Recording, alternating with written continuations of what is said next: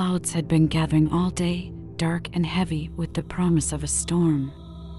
I was used to thunderstorms in this part of the country, but tonight there was an unusual chill in the air, something that set my nerves on edge. As I watched the sky darken from my window, a sense of dread settled in my stomach, unexplained yet palpable. I decided to light some candles, anticipating a power outage. The first rumble of thunder rolled across the hills as I struck the match, its echo strangely distorted, as if the landscape itself moaned in despair. Shadows danced on the walls of my old house, flickering in a rhythm that seemed almost intentional. My dog, Max, whined softly at my feet, his ears flat against his head. "All right, boy, it's just a storm," I muttered, though my voice trembled more than I cared to admit. As the wind picked up, the ancient trees outside groaned under its force, their branches scratching against the windows like gnarled fingers desperate to get inside. It was then that the lights flickered and died, plunging the house into an eerie semi-darkness, lit only by the stuttering candle flames. With a flashlight in hand, I checked the locks on the doors and windows, a habit from living alone in such a remote place. Each click of a lock sounded unusually loud in the quiet that followed a particularly loud clap of thunder. Rain began to lash against the house, a torrential downpour that drowned out any other sound. I retreated to the living room, Max close at my heels, and settled into an armchair that faced the fireplace. The fire was out, the hearth cold, but I had no desire to start it. Instead, I wrapped myself in a blanket and tried to read by the weak light of my candles. But the words blurred before my eyes, my attention stolen by the silhouette that appeared against the window pane. I blinked, and it was gone. Had it been there at all? Heart pounding, I told myself it was just a trick of the light, a shadow from the trees. But Max growled, a low, guttural sound that raised the hairs on the back of my neck. He stared at the window, his body tense. The next flash of lightning illuminated the yard, and there it was again, closer this time, its face obscured by darkness. I stood abruptly, the chair clattering to the floor. Max barked furiously now, his eyes fixed on the window. I grabbed the flashlight and shone it outside, but the beam revealed nothing but the driving rain and the swaying trees. Thunder boomed, shaking the house as if it might collapse at any moment. I jumped, my nerves frayed, and as I did, the candles went out. In the sudden, overwhelming darkness, I heard it, a whisper, soft and sibilant, right by my ear. "Come outside," it hissed, the voice not quite human, layered with the sound of the storm. "No," I whispered back, the word barely a breath. I fumbled for my matches, hands shaking. Another whisper, this time from the other side of the room. "Join us," it urged. I spun around, flashlight slicing through the darkness, but again, there was nothing. Max was beside himself now, barking and whirling, seemingly at shadows. I managed to light a candle, and its flame sputtered as if struggling against an unseen force. I backed toward the fireplace, the only part of the room without windows, my eyes darting from shadow to shadow, expecting something to emerge. The house groaned and creaked around me, settling in a way I had never heard before. The storm outside mirrored the chaos within, a symphony of wind, rain, and thunder that seemed to crescendo with my own rising panic. Then, silence. Abrupt, complete. Even the rain seemed to pause. In that thick quiet, footsteps sounded from the floor above. Slow, deliberate steps that made the old wood creak ominously. I lived alone, had lived alone for years. Max, too, heard it, his ears perked up, his stance wary. Then, silence again. It was the sort of silence that felt thick, oppressive, like it was alive and breathing down my neck. I held my breath, listening, waiting. The candle flickered wildly, as though caught in a breeze, though the air was deathly still. A shadow appeared at the foot of the stairs, a dark, shapeless mass that seemed to pulse with a life of its own. "Who are you?" I managed to choke out, voice barely above a whisper. The shadow did not respond, but it moved, shifting in a fluid, unsettling motion. It began to ascend, growing taller as it drew nearer.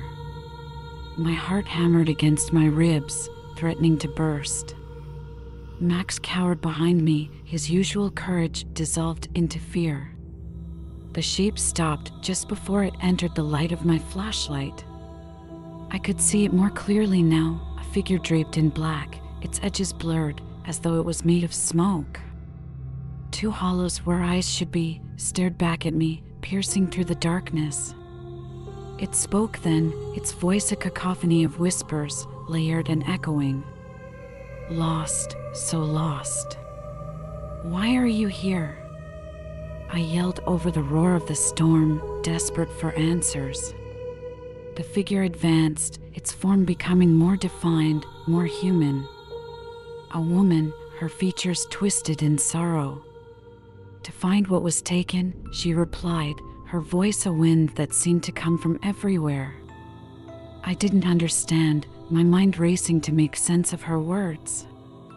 The air around us thickened, heavy with unspoken terror. The woman raised a hand, pointing directly at me. "You have seen," she said, her voice dropping to a hiss. My skin crawled as I realized she wasn't just pointing at me, she was accusing me. "What? What have I seen?" I stammered, but she only repeated her words, more insistent. "You have seen." The room temperature dropped further, breaths visible in the air. Her accusation felt like a weight, pressing down on me, suffocating. I covered my ears, trying to block out her voice, but it was inside my head, echoing. Max barked furiously now, backing away as the woman advanced. The floorboards beneath her seemed to rot away, darkening with decay with each step she took. I was cornered, with nowhere to go. "Please, I don't understand."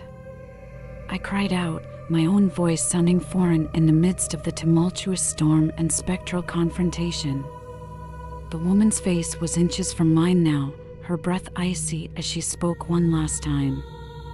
"You will," she whispered, her eyes burning with a cold fire. Suddenly, she vanished, the pressure in the room lifting as abruptly as it had descended. The house stilled, though the storm raged on outside. I slumped to the floor, gasping for air, my body drenched in sweat despite the cold. Max nudged my hand with his nose, his body trembling as much as mine. But the storm was not over, nor was this night of terror. As I gathered my courage, preparing to search the house for any sign of what had just occurred, the air shifted once again. A low moan echoed through the halls, a sound of such despair and pain that it chilled me to my core. Max whined, looking up at me with wide, fearful eyes. We were in this together, whatever this nightmare was. With the candle in one hand and the flashlight in the other, I stepped out of the living room, determined to confront whatever horrors lay awaiting in the darkness. As I moved through the house, each room appeared untouched by the supernatural events, yet the atmosphere was thick with the residue of the encounter. The pictures on the walls, once straight, now hung askew, their faces obscured by shadows that seemed too deep, too dark to be natural. I climbed the stairs, each step creaking ominously under my weight. The hallway at the top was shrouded in darkness, the only sound the pounding of the rain against the house and the thunder that seemed to mock my progress. I paused outside my bedroom, the door slightly ajar, a sliver of darkness beckoning me inside. Taking a deep breath, I pushed the door open. The room was cold, colder than it should have been, and the air tasted of metal and fear. I swept the flashlight around, half expecting to see the woman or another apparition. But there was nothing, only the familiar furnishings looking back at me, their normalcy a stark contrast to the chaos of the night. Yet, as I turned to leave, the mirror caught my eye. In its reflection, I saw not my own face, but another, a face twisted in grief, its eyes hollow and dark. I spun around, but there was no one there. When I looked back to the mirror, my own reflection stared back at me, pale and drawn. The house groaned again, a sound that seemed to come from deep within its bones. It was as if the building itself was alive, reacting to the presence of the storm, or perhaps something far older, far more sinister. I couldn't shake the feeling that the house was aware, that it knew of the spirits that walked its halls, and perhaps welcomed them. Armed with my dwindling candle and the flashlight, whose beam flickered as if threatening to leave me in darkness, I continued down the hallway to the attic stairs. The door was closed, but a faint light seeped from under it, a light that should not have been there. My heart raced as I approached, my hands slick with sweat as I reached for the knob. The attic had always been a place of storage, filled with boxes and old furniture, a thick layer of dust covering everything. But as I opened the door, the light intensified, a soft glow that filled the space with an ethereal quality. The dust particles floated in the air, illuminated by the light, dancing like tiny spirits in the beam of my flashlight. I ascended the stairs slowly, each step deliberate, my senses alert to any sound, any movement. At the top, the attic spread out before me, the usual clutter somehow rearranged, forming a path that led to the far window. The window overlooked the backyard, and through it, I could see the storm raging outside, the trees bending under the force of the wind, their branches thrashing like the arms of tormented souls. The glow seemed to emanate from the window itself, or perhaps something in front of it. I approached cautiously, the air growing colder as I neared. Then I saw it, a figure, or rather, the suggestion of a figure, standing before the window, its outline blurred and shifting, as though made of mist. As I drew closer, the figure turned, and I could see it more clearly, a child, no more than 10, his features vague, but his expression one of profound sadness.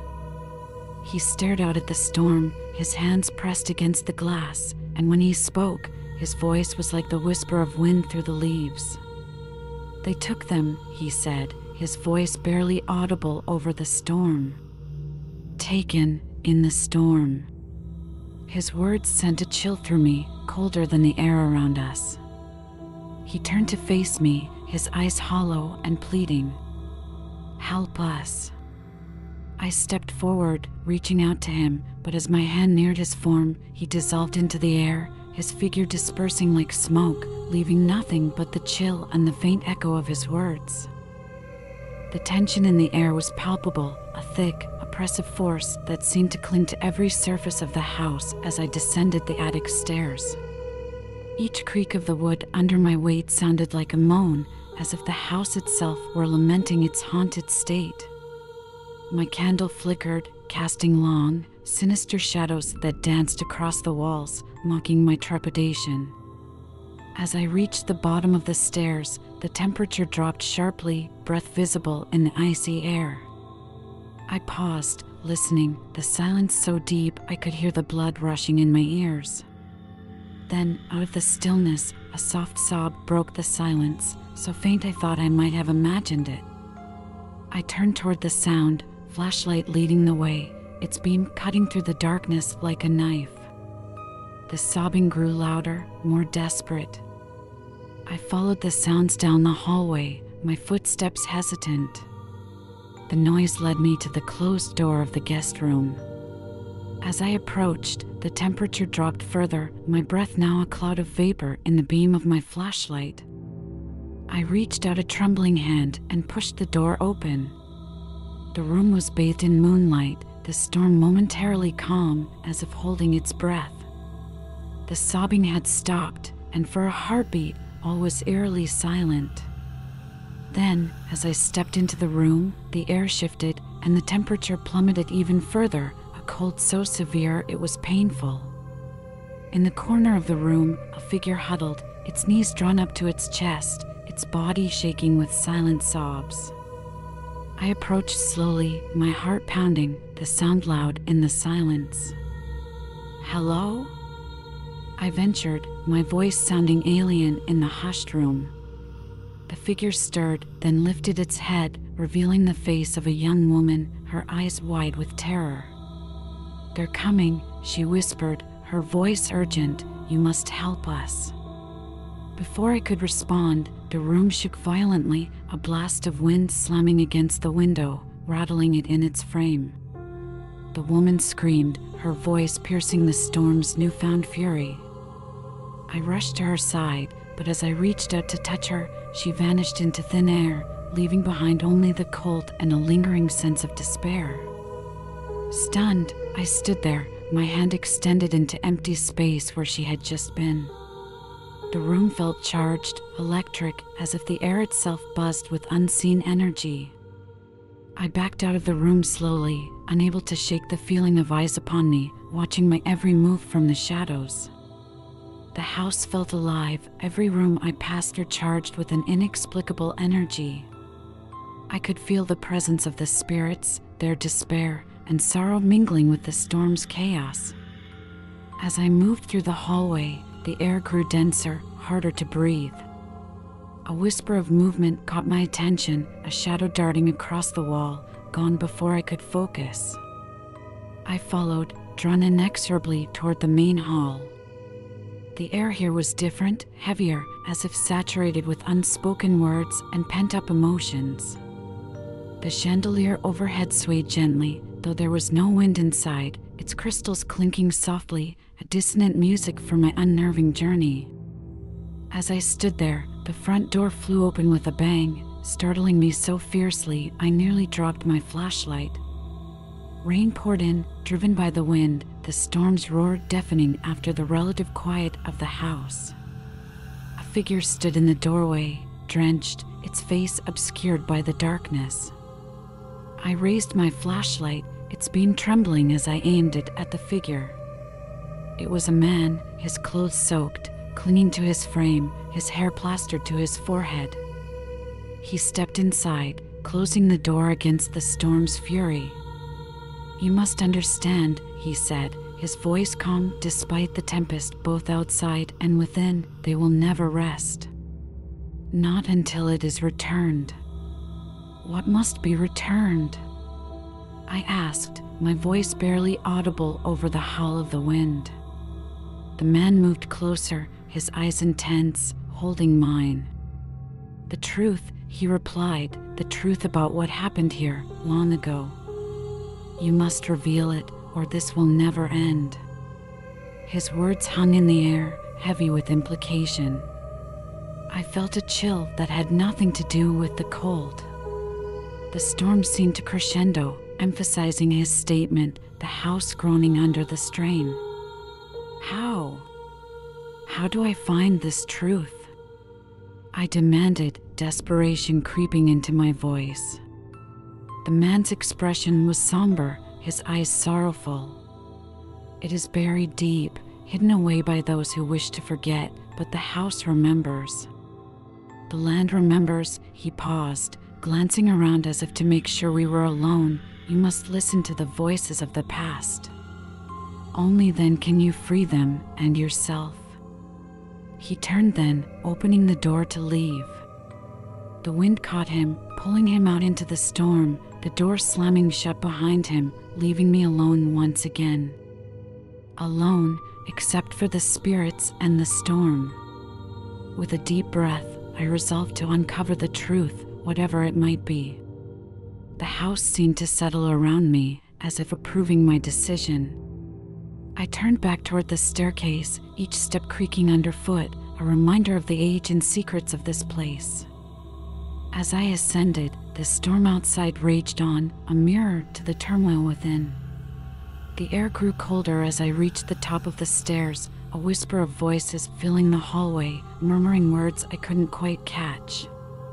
I moved toward my own room, the door slightly ajar, a sliver of darkness waiting for me. As I pushed the door open, a draft of cold air rushed out, as if exhaling secrets long held. Inside, the room was as I left it, yet everything seemed imbued with a new significance. The walls, the furniture, even the air itself felt imbued with the echoes of the past, whispers of stories untold. I sat on the edge of my bed, the mattress creaking under my weight, and looked around, knowing that the answers I sought were here, hidden in plain sight. The storm provided a backdrop, a symphony of wind and rain that seemed to speak in tongues, each gust and drip a syllable of the past. I knew I had to listen, had to understand the language of the house and the spirits within. Only then could I hope to end the haunting, to restore peace to this place and to my own frayed nerves. As the night deepened, the storm's crescendo built towards a climax, the house creaking and moaning under the assault. The voices grew louder, a chorus of the aggrieved and the wronged, their words now clear, insistent. I listened, my heart heavy, as the tale of tragedy and betrayal unfolded, the truth seeping into my bones, cold and relentless. I knew what I had to do, the task daunting yet clear. As dawn approached, the storm abated, the first light of morning creeping into the sky, the darkness lifting both outside and within. The house felt different, lighter, as if it too sensed the nearing resolution. But the story was far from over, the final act yet to unfold, the spirit's release still to be won. Resolved, I stood, ready to face whatever came next, the weight of history and the hope of redemption heavy on my shoulders. The house seemed to watch, its old walls a silent witness to the courage and fear that walked its halls. As I stepped out of the room, the floorboards creaking underfoot, I knew the journey ahead would be fraught with more than just the echoes of the past. Each step was a step towards understanding, each breath a prayer for resolution. The house, for all its shadows and whispers, was not just a prison of spirits, but a keeper of secrets, and I was determined to unlock them, to bring light to the dark corners and peace to those who had none. The story would continue, the end not yet written, the house and I bound together in the search for truth and tranquility. And so, with the dawn painting the sky in hues of hope, I moved forward, the house settling around me, the storm's rage a fading memory, the whisper of the past a guide to the future yet to come. The resolution was close, the spirits' whispers growing louder, their stories intertwining with my own, leading me deeper into the heart of the mystery, the truth shining like a beacon in the storm. The dawn's light brought with it a profound silence, the storm now just a memory, but the weight of the past and its secrets loomed heavy in the air. As I walked through the hallways, the house seemed to breathe with me, its walls whispering secrets of years gone by, each step I took echoing like a heartbeat through its corridors. I knew that the answers I sought were close, hidden within the layers of paint and plaster and the very soil on which the house stood. With resolve, I headed towards the library, a room filled with old books and older secrets. The door creaked ominously as I pushed it open, the scent of musty paper and forgotten tales wafting out to greet me. Inside, the morning light filtered through dusty windows, casting beams that cut through the gloom, illuminating paths across the floor. I walked towards the grand fireplace, a focal point in the room where many a night had been spent reading by firelight. As I approached, a particular volume on the mantel caught my eye. It was an ancient ledger, bound in cracked leather, its pages yellowed with age. With trembling hands, I opened it, the pages whispering as they turned. The entries were dated back over a century, each one detailing mundane transactions, until a series of entries caught my eye. They spoke of a tragedy, a loss so profound that it stained the pages with sorrow. Then I spoke aloud, my voice strong despite the whipping wind. "I acknowledge your pain, and I release you from this place," I declared. "Find peace beyond these walls, beyond this world." The air stilled suddenly, the atmosphere shifting as the sun broke through the remaining clouds, a warm light washing over the graves. A sense of peace settled over the cemetery, profound and palpable. The whispers of the spirits faded, a quiet so deep it felt like the earth itself was breathing a sigh of relief. Tears streamed down my face as I felt their release, their presence fading away, freed at last by the acknowledgement of their pain and the rectification of past wrongs. As I turned to leave the cemetery, a gentle breeze touched my cheek, a whisper of thanks from those whose torment had been soothed. The house, once filled with the echoes of their unrest, now stood silent, a sentinel to the peace that had been restored. I walked back through the rooms, each one empty of the whispers that had filled them, the shadows that had danced in their corners now nothing more than ordinary patches of light and dark.